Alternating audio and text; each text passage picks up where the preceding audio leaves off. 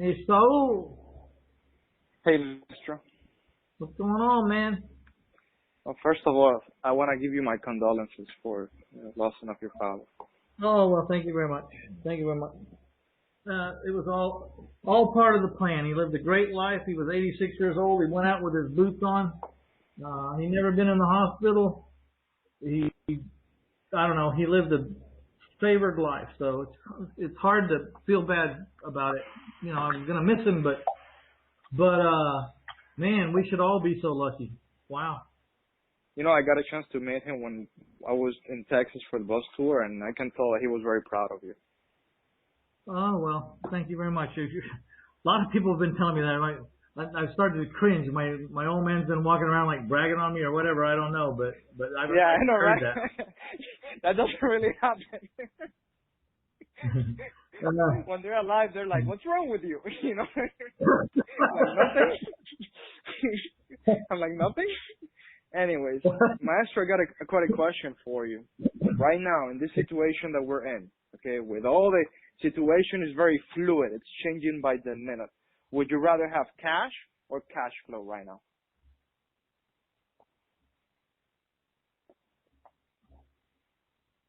you know, if I had a choice, I guess you take your cash is the safest way to do it, and you can always get back in if you want. But what happens is what we've been doing is if we had a chance to liquidate something for cash, we said yes. But then we started working our cash flow and talking to our people to make sure that, you know, people understand it. If you don't make an effort, you're going to lose your house. You know, how I put it is, if your house is important to you, I would make the payment. If you can't make the whole payment, I would make as much as I can if your house is important to you. That's how I'm putting it to them. Because I'm not a federally backed, you know, government loan, and I got payments to make. And if I don't make my payments, everyone's losing. So that's how I talk to them. And the problem with cash though is if you liquidated everything, you're just going to pay 30% or 40% in tax. You know, so I wouldn't want it all back. I don't think. I wish I had a crystal ball. I say, you know what? I want to cash out all the ones that aren't going to pay me, and I want to keep all the ones that pay me. Now that would be the favorite. You're gonna clean house. Yeah. Well, So why that's my debate right now. do you have a Well, stance? that's what I'm debating right now. It's like, you know, it feels like, I have to say, I'm thankful 75% of the notes that I have paid so far this month. So I'm very thankful for that. Ironic enough, these are actually investors, not necessarily homeowners. So that difference I noticed right away. All of the investors that I have hard money loans with, they paid. The lady that have a homeowner, seller financing, like owner financing deal with, she hasn't paid yet, but she's always started with her payments. So my alarms hasn't been triggered yet. That's interesting. So, what if you do get those houses back? Are you okay? I mean, when you sold these houses to investors, did you? Oh no, like I can sleep at night like a baby. Yeah. Well, that's kind of like us. Yeah, I mean, we would need half of our portfolio not to pay, and we'd still make a little money. You know. No, like, yeah. At the LTV that we lend the money to, oh, forget it. And if we took those 50% of the portfolio that wasn't paying, if we got their houses back, you know, of course we can't do anything till May or whatever, but right.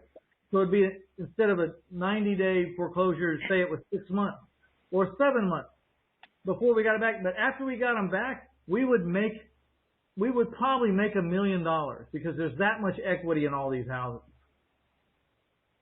You know, because we sold a lot of houses where they had to go fix it up. You know, we sold it as is with the hole in the roof, and they went and put a lot of money in it, and then they've been paying on it, and it's been a couple of years of appreciation. Some of these houses are worth $100,000 more than they owe us. Some of them are worth $200,000 more than they owe us because they did that good a job. You know, they really did some stuff with these properties. So I'm I not mean, worried about myself, but I'm not worried either. To be honest, because of my primary business, which is wholesaling, I get properties like cheaper than anybody else.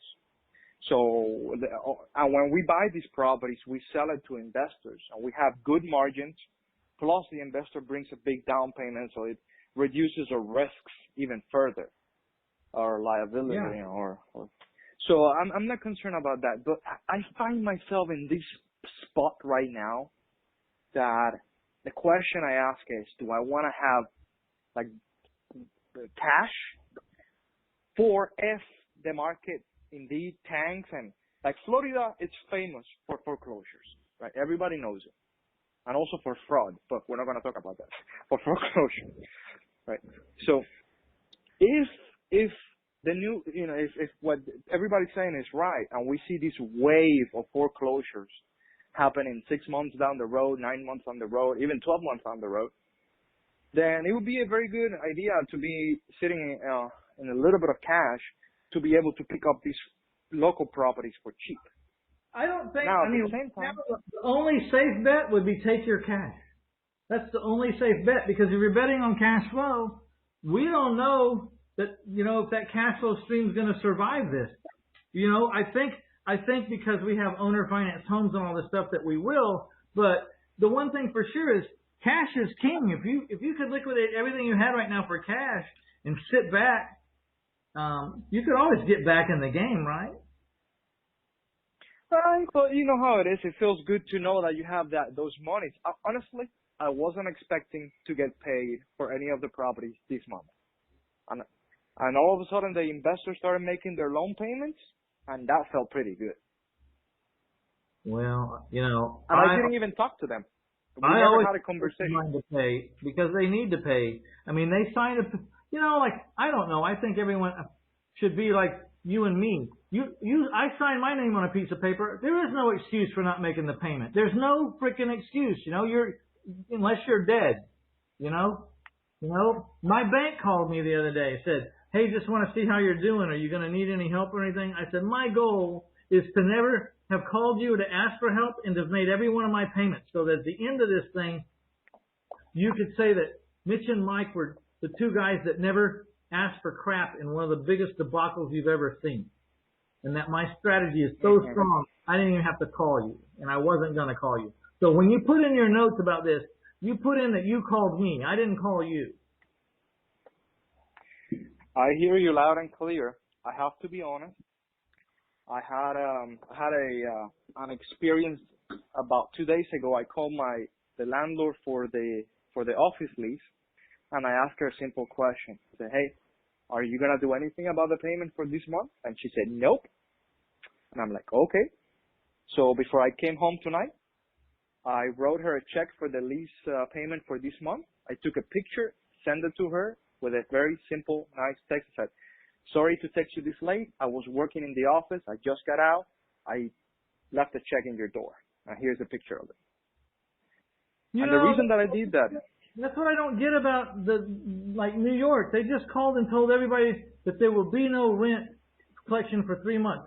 That's not even right for them to do that. I mean, what if there was people that were multi-millionaires? What if they were trust babies in that apartment complex? Or being, you know, there's people that could pay, and you don't have the right to say, well, we're not going to let these people go under. We'd rather you go under.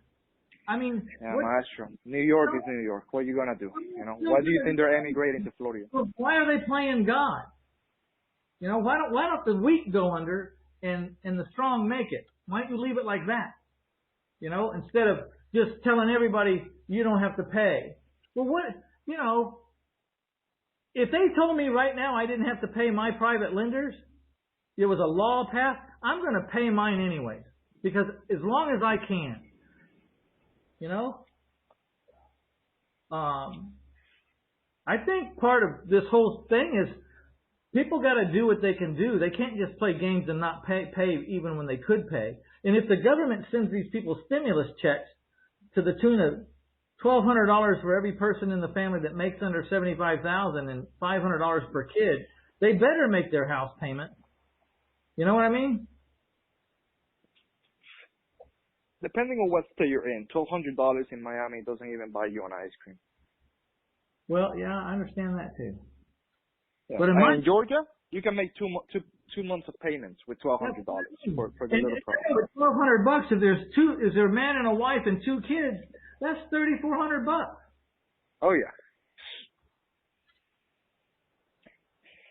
But like Warren Buffett says, you don't know who's swimming naked up until the tide goes out.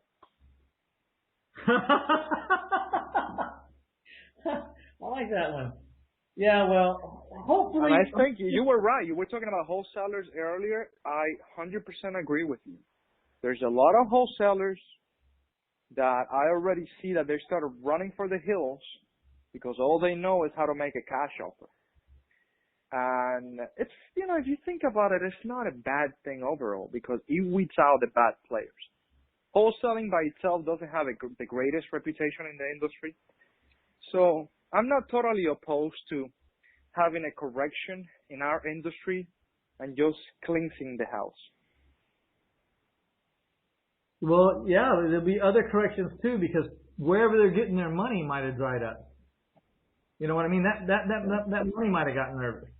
So I think, there's already been a correction started, and it'll be really good for the people that are in it for the long haul and have a certain base. We've said this forever. A little recession would do us good. You know what I mean? It would do us really good.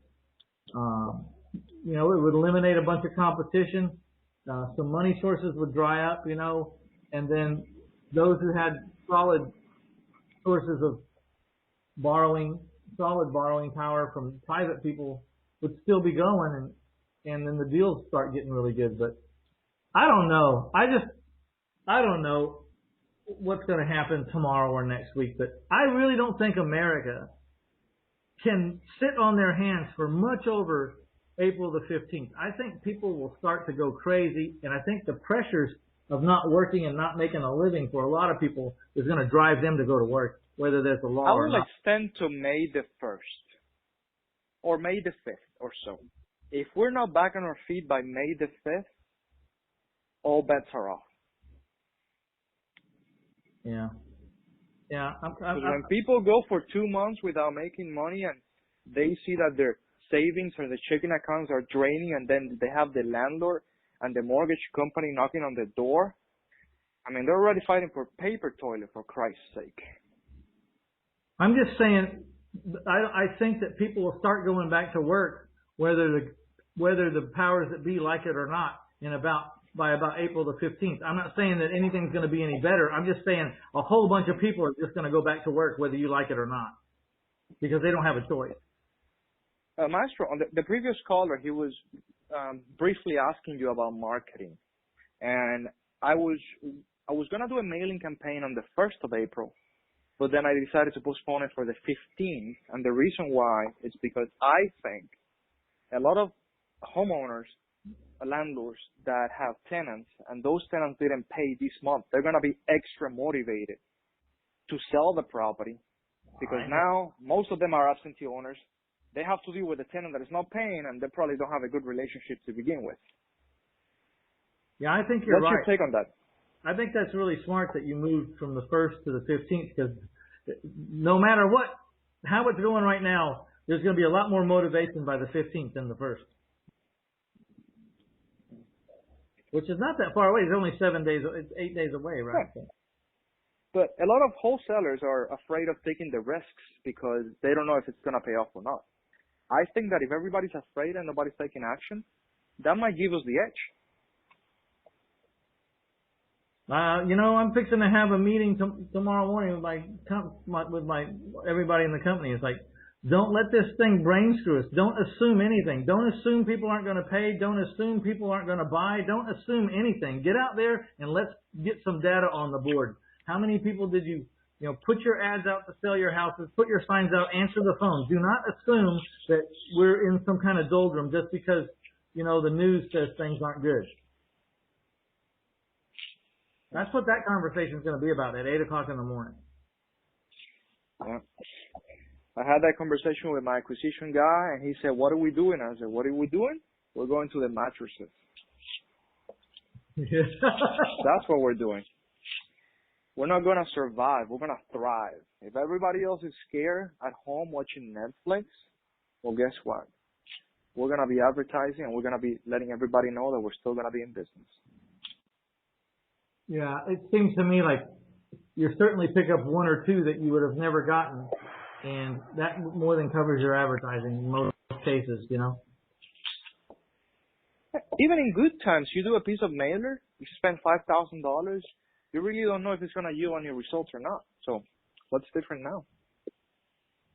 I think you have a better chance now. I think so too, but I'll let you know in a month from now. Yeah, I hear you. We'll all know in a month from now, won't we? Yeah. All right. Well, I got another hand up, but don't you have a specific question? I'll try to get to Block over here in Houston. No, maestro. That's all. Take care. Nice talking. Hey, man.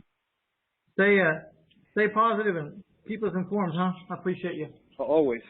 Take care. Bye.